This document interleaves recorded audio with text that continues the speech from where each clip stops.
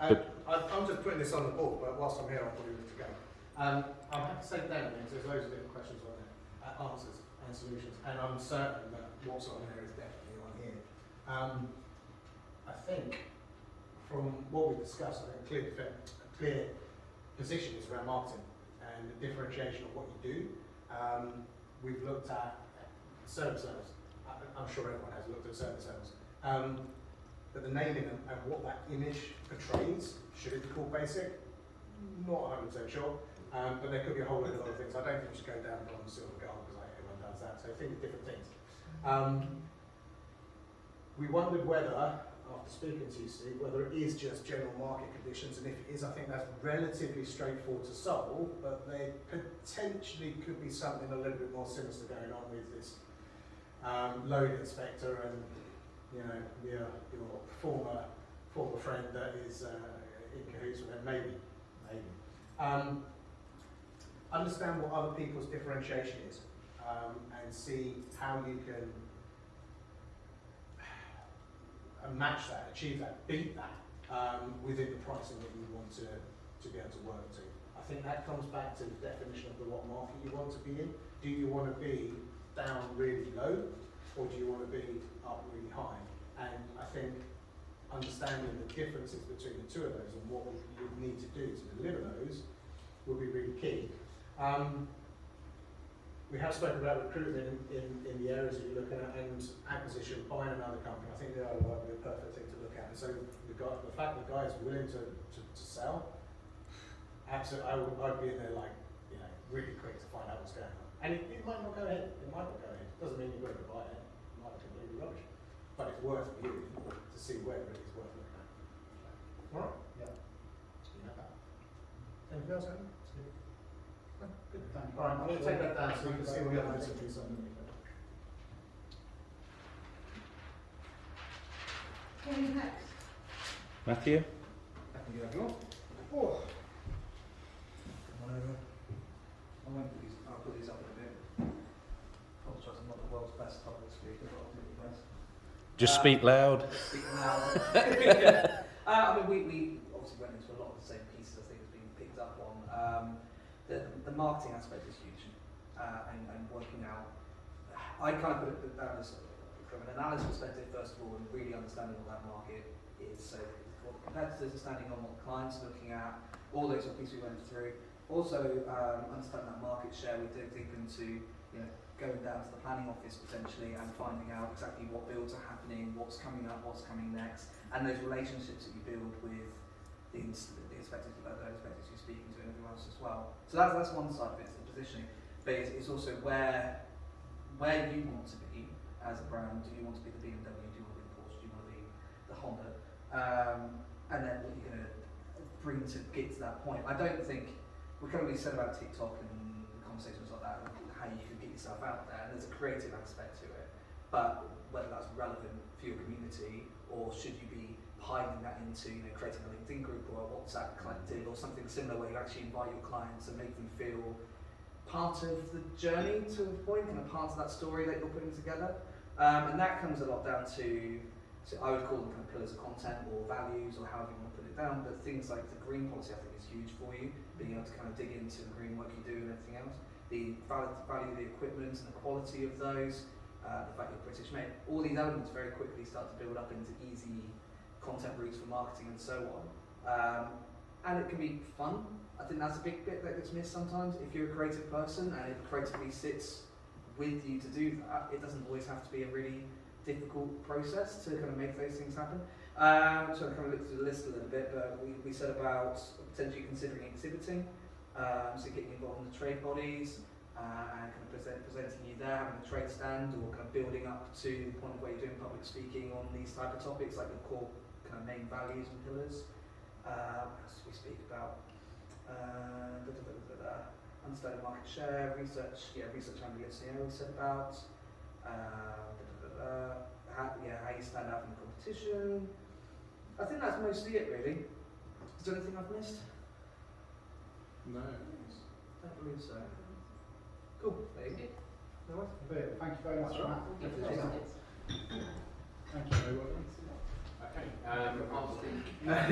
I'm speaking for our group. I think the first thing, and other people have touched on this, was about differentiating you from your competitors. We feel that you know how you're different from your competitors, but your market doesn't know. So how does your market recognise what's different about you compared to those people that you think are your competitors at that level?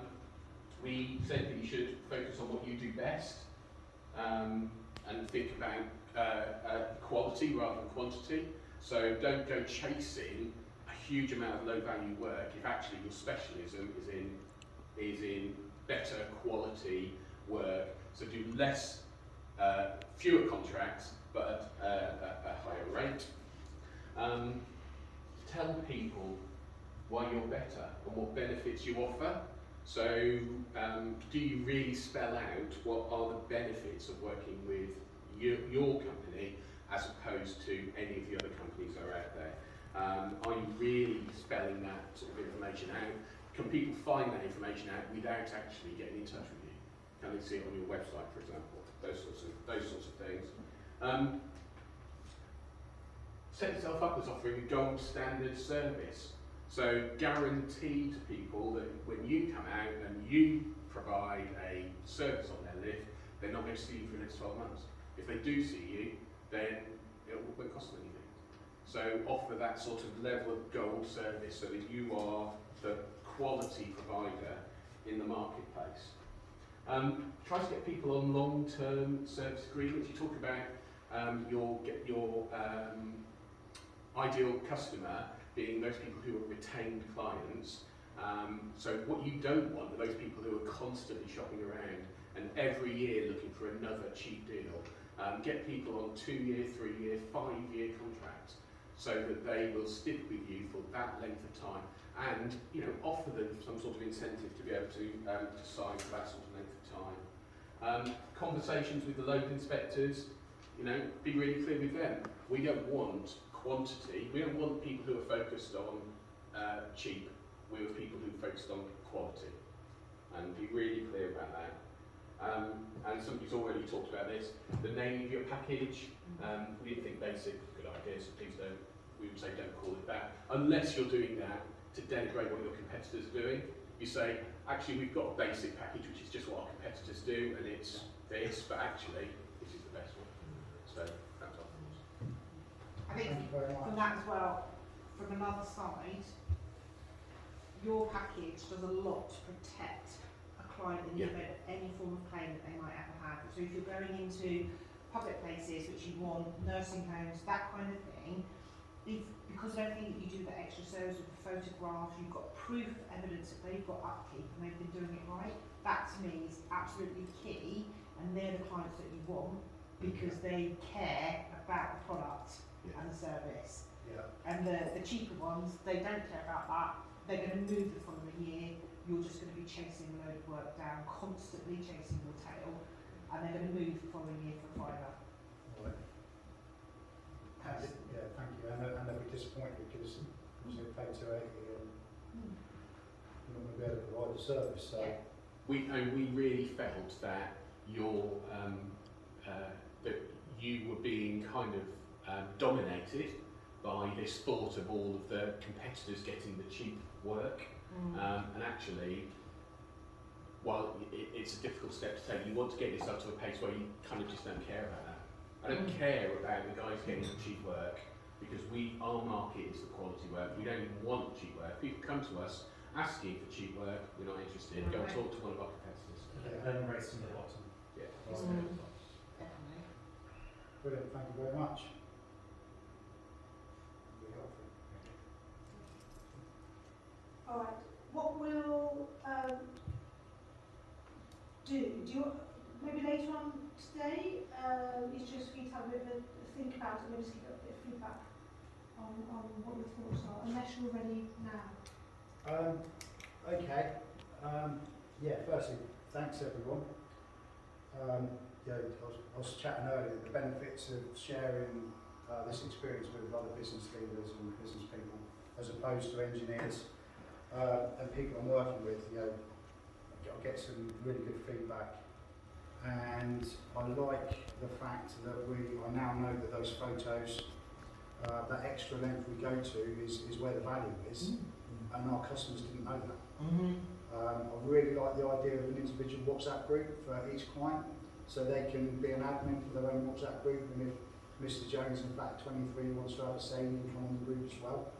Might keep him busy for a while, but you know, emails, they seem to be, yeah, these committee groups would love a WhatsApp group, I think, and maybe, you know, Zoom-ins or, yeah, so sticking with the times.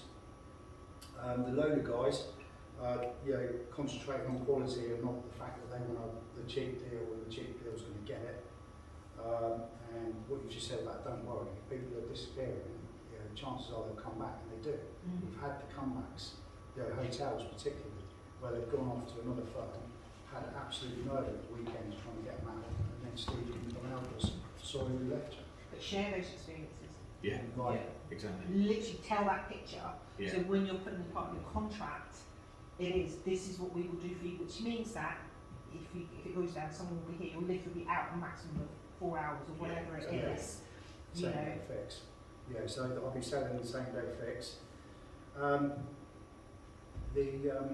what high standard looks like and what low standard looks like. And from the perspective of, you know, high standard, what your guys dress like. Yeah, what they turn up with the back of their vans like, and what low standard looks like. You know, I hate to say this, but I've got a guy at Burnley, he looks like one of those people out of swamp me. You know, anyway. Uniform. I digress. So yeah, so what high looks like and what low looks like, and where we want to be in that. So so yeah, it's all been really beneficial. That's the off the top of my head thoughts on what feedback I've had, and definitely the marketing, and yeah, maybe the marketing is not so important to be, you know, spamming the market, but the right market, the right marketing. Getting that right. It's the research as well. Sorry? The research. The research and development, yeah, I've got that, Sean. And, you know, and I think, Matt, when I was listening to you chat to someone else earlier, the words you were coming out with the marketing, I was like, blimey, you know. Sorry, I can't remember somebody else. Yeah, it might have been when we were in the circle, actually, I can't remember. Yeah, so, yeah, I've got a really good takeaway today, so thank you all very much. Cheers. Really appreciate it. Well done.